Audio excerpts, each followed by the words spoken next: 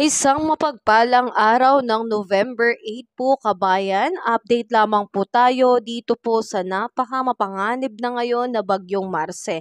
Pero bago ang lahat, makikisuyo po ulit ng like and subscribe at pahit na rin po kabayan ng notification bell para updated ka pa sa mga susunod pang ulat panahon. Kabayan, ito nga pong Bagyong Marce ay meron na pong dulot na life-threatening o kapahamakan na po lalo na po dito sa ating mga kababayan na nakatira sa northern portion ng Cagayan, Apayao, Ilocos Norte, maging din po dito sa lugar ng Babuyan Island. Sa ngayon kabayan, ang update natin dito sa Bagyong Marce, ito po ay huling namataan sa coastal water ng Apari, Cagayan na may taglay na lakas na hangin na umaabot na po ng 175 kilometers per hour. Malapit po yan sa sentro at bumubugso na po up to 240 kilometers per hour. Sa ngayon, ang kilos nito ay pa-west-northwestward sa bilis na 10 kilometers per hour. At pagdating naman kabayan ng alas 5 ng umaga ngayong araw, ito po ay nasa layong 120 kilometers west of Lawag City, Ilocos Norte na may lakas na hangin na nasa 165 kilometers per hour. Typhoon category pa rin kabayan, patuloy na kumikilos pa-westward sa bilis na 20 kilometers per hour.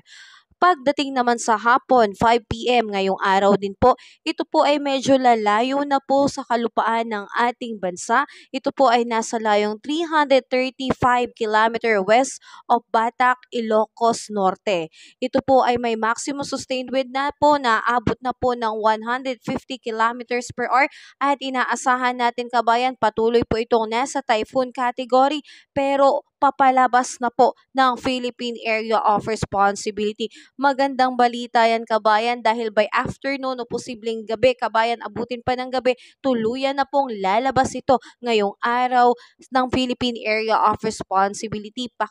Ang kilos nito kabayan ay patuloy pa rin na pa-westward sa bilis na 20 kilometers per hour.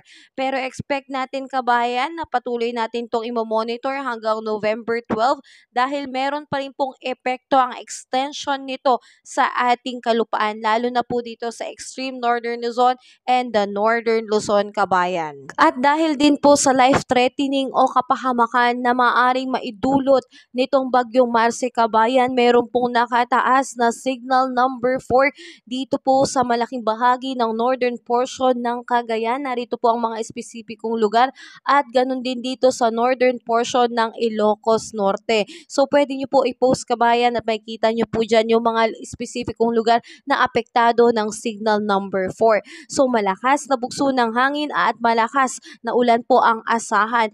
Sa mga signal number 4 na lugar, meron po tayong warning lead time na 12 hours at unti-unti na po natin mararamdaman ito pong hagupit ng signal number 4 na lakas na hangin dulot ng Bagyong Marce. Samantalang signal number 3 naman po dito sa may Batanes, ilang bahagi ng Cagayan, natitirang bahagi ng Apayao, ilang bahagi ng Ilocos Norte, ganun din dito sa northern portion ng Abra. So pinag-iingat natin ang lahat, ganun din dito sa northern portion ng Ilocos Sur. Signal number 3, meron tayong warning lead time na 18 hours.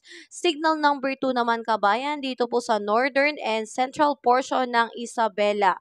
Ganun din kabayan, signal number 2 pa rin po sa ilang bahagi ng Abra, Kalinga, Mountain Province, northern portion ng Ifugao. Signal number 2 pa rin sa northern portion ng Benguet and Ilocos Sur at northern portion ng La Union. So ingat tayo dyan, ang warning lead time ay 24 hours. Samantalang nakataas naman po sa signal number 1 ang ilang bahagi ng La Union, Pangasinan, natitirang bahagi ng Ifugao, natitirang bahagi ng Benguet, ilang bahagi ng Isabela, Quirino, Nueva Vizcaya, the northern and central portion ng Aurora, signal number 1 din sa northern portion ng Nueva Ecija at signal number 1 sa northern portion ng Zambales. Kaya ingat po tayo dyan mga kababayan dahil damang-dama po natin ang epekto nitong mapaminsalang Bagyong Marce. Sa ngayon kabayan, meron pa rin pong nakataas na babala na posible pa rin pong itaas sa signal number 4 yung mga nasa signal number 3.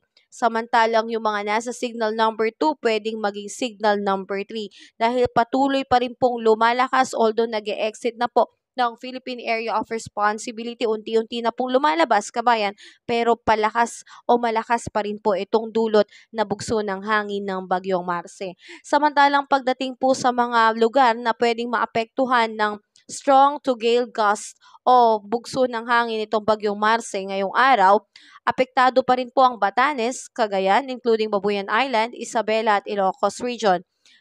By tomorrow, November 9, apektado pa rin po ng lakas sa bugso ng hangin ng Batanes at Babuyan Island. So muli nga kabayan, pinapaalala ko po sa inyo na tayo po ay mag-ingat dahil mataas po ang risk ng pagkakaroon ng life-threatening dahil meron na pong ibinaba na storm surge lalo na po dito sa mga coastal localities ng Batanes, Cagayan, including Babuyan Island, Isabela, Ilocos Norte, Ilocos Sur, at La Union. So pinag-iingat ang lahat. Kung kinakailangan mag-evacuate ay gawin na po natin dahil sadyang napakamapanghanib po ang dulot nitong Bagyong Marce. Malakas na bugso ng hangin na magdudulot ng malalakas na pag-alon, kabayan.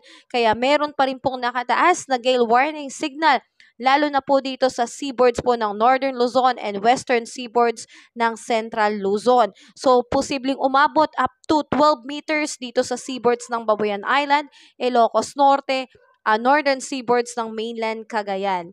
Up to 8 meters naman sa remaining seaboards po ng Cagayan. So, ingat tayo dyan, hindi po muna pinapayagang pumalaot ang ating mga kapatid na mangingisda at mandaragat dahil napakataas po ng alon at lubhang napakamapanganib po nito sa atin kung tayo po ay makikipagsapalaran ngayon sa ating karagatan dahil ang tataas po ngayon ng alon. Dulot po yan nitong Bagyong Marce. Sa ngayon, kabayan, inaasahan natin na patuloy po itong kikilos, kabayan, at babaybayin na po nito ngayong araw ang West Philippine Sea.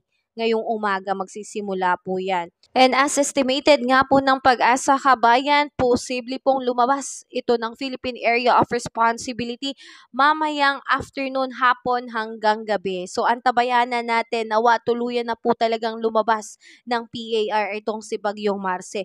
Ganun pa man, kabayan, hindi pa rin po nating inaalis ang posibilidad na ma-reach nito ang super typhoon category habang ito po ay tumatawid ng northeastern Cagayan. So hindi natin tinatanggal ang posibilidad na yan, pero may posibilidad din, kabayan, na ito po ay unti-unting humina within the next 12 to 24 hours dahil po sa interaction nito sa kalupaan ng mainland Luzon. So posible pong humina ang maging epekto o taglay na lakas nitong Bagyong Marce.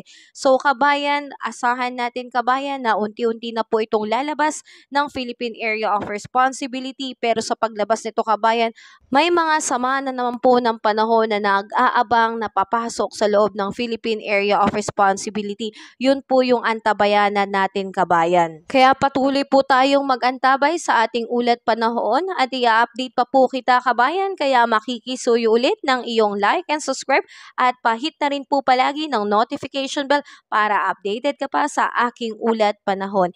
Ingat tayo, kabayan. Have a safe day po ngayong araw na ito.